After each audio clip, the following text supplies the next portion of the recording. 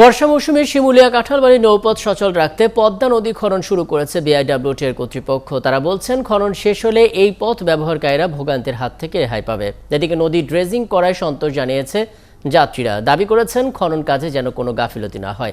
জসিমউদ্দিন দেওয়ানের তথ্য এবং ছবিতে আরও একটি প্রতিবেদন। ড্রেজার বসিয়ে লৌহজং টার্নিং পয়েন্টের 2.5 কিলোমিটার এলাকায় চলছে পদ্মা নদীর খনন কাজ। 27 ফেব্রুয়ারি থেকে শুরু হওয়া খনন কাজ শেষ হবে এবছরের জুন জুলাই মাসে, যার গভীরতা হবে 12 থেকে 14 ফুট। যে সময়টা যাচ্ছে এই সময়ের মধ্যে আমাদের ড্রেজিং করতে কোনো সমস্যা হচ্ছে না।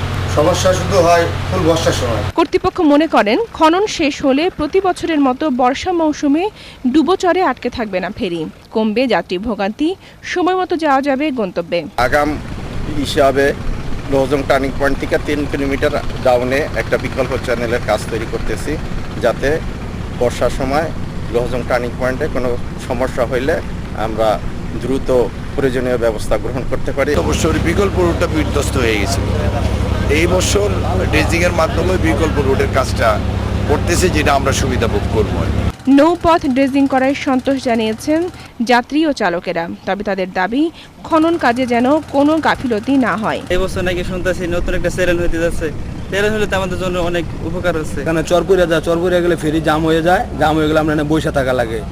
তো এইগুলো যদি ভালোভাবে ড্রেজিং করা হয়, আমরা বসে থাকা লাগবে না, যাতায়াত ভালোভাবে করতে পারবো। যে খননগুলো হচ্ছে সেটা যদি একটু মাননীয় সরকার যদি একটু ভালো করে করে দেয়, তাহলে আমাদের একটু সুবিধা হয়। প্রায় 10 কিলোমিটারের এই নৌপথে প্রতিদিন 15 থেকে 17টা ফেরি চলাচল করে, যেখানে পারাপার হয় 4 থেকে 5 হাজার যানবাহন।